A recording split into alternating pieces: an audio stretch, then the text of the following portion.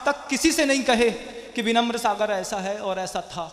मेरे बारे में सब जानने के बाद क्या गुण है गुरु का, क्या होते हैं आचार्य।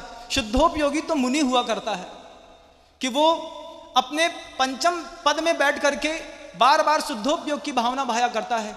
आचार्यों को तो मात्र कर्तव्य के निर्वाहन के लिए मध्यम परमेष्टि के रूप में ऊपर बैठाया जाता है कि तुम यहाँ पर बैठो और दुनिया में जितने भी भटकाव को ढूंढते हुए लोग तुम्हारे चरणों में आएंगे, उन सबको विश्राम दो, उस सबको विश्वास को सुरक्षित रखो, उनकी परिस्थितियों को एक नया आकार दो, उनके जीवन को एक नया मोड़ दो। वो व्यक्ति जो कर्तव्य से बंधा हुआ होता है, वो आचार्य कुंदकुंद स्वामी कहते हैं नित्थारयन्ति लोगम तेषां लहदिवत्तो, कि वो सब शुद्धोपयोग को छोड़ करके जब श्रमण ऐसे आचार्य परमेष्टि शुभोपयोग में आते हैं तो इस प्रकार की चैतन्य कृतियाँ हजारों की हजारों उनके हाथों से निश्चित होकर के विश्व की सृष्टि को अवदान देने के लिए प्रस्तुत रहा करती हैं। ऐसे ही मुझे एक बार गुरुदेव ने मौका किया और उसके बाद भी ऐसा ही नहीं है कि मात्र मेरे ऊपर मेरे गुरुदेव की कृपा रही है।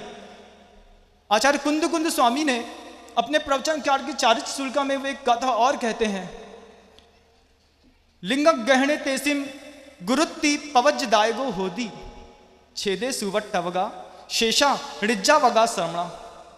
आप सोचते हैं कि संघ में एक ही आचार हुआ करता है, तो आपकी ये धारणाएं आज स्खलन को प्राप्त हो जाएंगी। आचार्य कुंदकुंद स्वामी ने कहा है कि तुम जिस संघ में दीक्षित हो रहे हो, उस संघ में जो तुम्हें दीक्षा दे रहे हैं वे तुम्हारे आचार्य हैं, उनकी भगवान की जैसी वंदना करना। और जो तुमसे उम्र में और पद में बड़े हैं वे तुम्हारे निर्यापका आचार्य हैं। हर बात मूलाचार में नहीं लिखी रहती बंधुओं, ध्यान रखना। हर बात गुरु बता नहीं पाते, उनकी व्यस्तता, उनका समय इतना कीमती रहता है कि वे हर गोपनीय बात को अपने शिष्य को नहीं बता पाते। तो वो रहस्य, वे बातें वो शिष्य कैसे जानेगा, इसके लिए आचार्य कुंदकुंद स्वामी ने एक व्यवस्था करी है। उन्होंने कहा है कि आचार्य के बाद भी संघ में निर्यापका आचार्य हुआ करते हैं, जो संघ में नव दीक्षित साधुओं का, पीछे आने वाले साधुओं का निर्यापक निर्वाह करने की योग्यता और साहस रखते हैं। वे कभी पद पर नहीं बैठते, उनको सिंहासन की अपेक्षा नहीं रहती। उनका तप और तेज इतना प्रवीण होता है कि वे पूरे युद्ध को भीष्म पितामह के जैसे चलाना जानते हैं। विजय और हार उनके हाथों में रहा करती है। ऐसे बहुत बड़े बड़े निर्यापका आचार्य, उनकी भी सन्निधि मुझे वर्षों से प्राप्त होती चली आई। जब मैं यहाँ पर आया था, जब मेरी दीक्षा हुई थी, उस समय मेरा 47वां नंबर था और मेरे पीछे 5 भाई और थे। इसका मतलब है कि 40 जो मेरे ऊपर, 46 जो साधु थे वो मेरे निर्यापका आचार्य थे। उन 46 के 46 साधुओं ने हर गलती को देख करके कभी एकांत में, कभी जंगल में, कभी कमरे में बुला करके, कभी शुद्धि करते समय धीरे से समझाते रहे, देखो विनम्र ऐसा नहीं करते, देखो विनम्र ये ठीक नहीं है, तुमने ये कर दिया तो थोड़ी सी प्रशंसा करके तुरंत छोड़ दिया।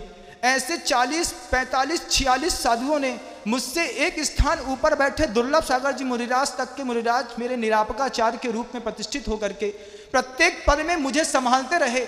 इससे बड़ा मेरा भाग्य क्या हो सकता है। आप सोचो, मेरे भाग्य की एक बार तो अच्छे से अनुमोदना करो कि इतने लोगों ने मुझे संवारा है। जब आचार्य गुरुदेव ने दीक्षा दे दी, दीक्षा देने के बाद जब कुछ नहीं जानते थे, नमोकार मंत्र के अलावा कुछ नहीं आता था, दूर से कभी मुनियों को देखते थे तो सोचते थे कि देखो सुबेरे उठते हैं तो कुछ पढ़ना पड़ता है, आहार में जाते हैं तो फिर पढ़ना पड़ता है, आहार करते हैं तो फिर कुछ पढ़ना पड़ता है, आहार खत्म करते हैं तो फिर पढ़ना पड़ता है, आचार्य के पास जाते हैं तो फिर पढ़ना पड़ता है। क्या पढ़ना पड़ता है कुछ नहीं पता।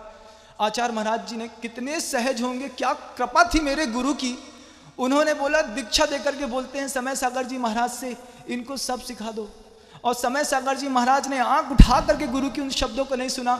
जैसी आपकी आज्ञा, आंख बंद करके चुपचाप निरंतर संवारने में जीवन भर लगे रहे। उनने कभी नहीं कहा, जब भी जाकर के उनसे किसी शंका का समाधान चाहा, कभी अपने परिणामों में वैराग्य कमजोर हुआ, उनके पास जाकर के मैं बैठा, मैंने उनसे कहा, महाराज मेरा वैराग्य कमजोर हो रहा है, कुछ सिखाओ, कुछ बताओ। तो समय सागर जी महाराज पीठ पर हाथ रख करके ऐसे खिंचा करके अपने पाटे के ऊपर बैठाते थे और बोलते थे, संसार में है क्या, किस बात के पीछे राग द्वेष हो रहा है, अपने परिणामों को शांत करो, श्रमण हो। ऐसी भावनाओं से भरते थे कि उसका परिणाम है आज हम यहां पर आपके बीच में बैठ पाए हैं। पूज्य मुनिराज श्री योग सागर जी महाराज, कितनी कृपा है उनकी, आज भी देखते हैं तो मुस्कुरा देते हैं, तो लगता है कि आधे पाप तो ऐसे ही साफ हो गए जैसे उनने देख लिया अपनी नजरों से। इन बड़े बड़े आचार्यों की, इन बड़े बड़े तपस्वियों की आंखों में वो शक्तियां रहती हैं। आपने सुना था महाभारत में एक गंधारी नाम की स्त्री थी, उसने जीवन भर अपनी आंख में पट्टी बांध के रखी, ऐसा जैसा वैष्णव मतों में चलता है कि जीवन भर पट्टी बांध के रखी, उसकी साधना रंग ले गई, उसकी आंखों में ऐसी शक्ति आ गई कि वह जिसको देख ले वो वज्र का हो जाए। पहली बार उसने अपनी साधना को स्खलित करके अपने पुत्र को अमृत प्रदान करने की योजना बनाई।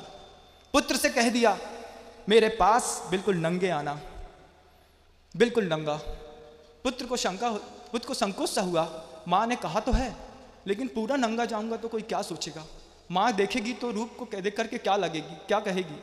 और संकोच वसात वो कुछ चीज़ों को ढक करके वहाँ पे पहुँच गए। गांधारी ने पहली बार आँख खोल करके दुर्योधन को देखा और देखते ही साथ उसका पूरा शरीर वज्र का हो गया। जब सामान्य सी कोई स्त्री अपने पुत्र को वज्र सा कर सकती है एक दृष्टि के माध्यम से, ये मेरे महातपस्वी दिगंबर श्रमण गुरुदेव जिनकी 50 वर्षों की साधना, उनकी छाया में प्रत्येक समय पलने वाले वे मुनिराज समय सागर जी महाराज, योग सागर जी महाराज, जिनके कृपा के बिना कोई मुनि हो नहीं सकता, ऐसे मुनियों की मुझे हमेशा कृपा मिलती रही। मैं अपने भाग्य का क्या विस्तार और क्या बखान करूं। आज मुझे अपने बालपने में आज भी बहुत रोना और सोचना आता है, संकोच होता है कि इतने वर्षों से समझाने के बाद भी आगम की सारी बातें, चर्याओं की सारी बातों में मैं 100 में से 33 या 35% ही लेकर के आ पाता हूँ। कहाँ 100 में 100 लाने वाले लोग और कहाँ मैं सिर्फ पास होने वाला व्यक्ति। लेकिन इतने बड़े बड़े मुनि महाराज कभी देख करके ये नहीं कहते कि तुम ऐसे हो, तुम वैसे हो, हमेशा सुधार में लगे रहते हैं। ऊपर से जितने भी अभय सागर जी महाराज, प्रसाद सागर जी महाराज, संभव सागर जी महाराज, उस समय बैठे हुए प्रभात सागर जी महाराज और कितने सारे मुनिनाथ जो मेरी स्मरण में नामों से भी बाहर हो गए, उन सबकी कृपा का परिणाम है एक मुनि का यहाँ पे स्थायित्व प्रदान करना। बहुत वर्षों पहले मुझे इतने सारे मुनियों की एक साथ कृपा मिली और उसके साथ आचार्य भगवंत की वरदानी छाव मिली। उनकी छाव के नीचे भगवान, अगर आप मेरी बात सुन रहे हो तो मैं बता दूं कि मेरी भक्ति वास्तव में अब शब्दों की मोहताज है। मैं अपने शब्दों से अपनी भक्ति को प्रदर्शित नहीं कर सकता। जीवन प्रत्येक समय अपने गुरु के लिए, अपने मुनिराज श्री समय सागर जी महाराज के लिए, मुनिराज श्री योग सागर जी महाराज के लिए, उन सभी श्रमणों के लिए जो चर्या में मुझसे विशुद्ध और विशुद्धतर स्थान को प्राप्त कर रहे हैं,